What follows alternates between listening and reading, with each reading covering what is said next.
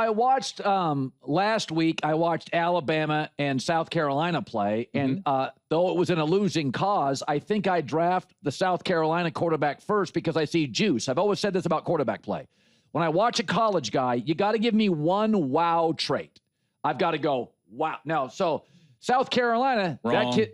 You're wrong again. You're wrong again. Ty Simpson has no juice. He's just no juice. Watch it. Watch his intermediate throws. Watch him control the game from the pocket. Colin.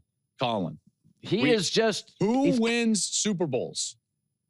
Guys that control Patrick the game Mahomes. from the pocket. Control the game. Now, you have to do those things first. See, this is, and I bring this up all the time. This is math.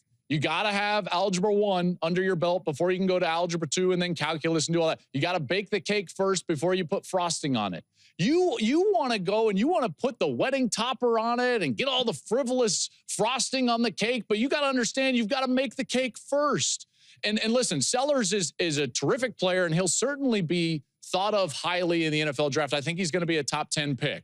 I'm not saying that he's bad, but I'm just saying if you compare their games, the game that Ty Simpson plays directly correlates to the National Football League. He will go in and he will have success. He is a Bo Nix or a Joe Burrow style of guy that can go in there and make those throws right away with anticipation and accuracy.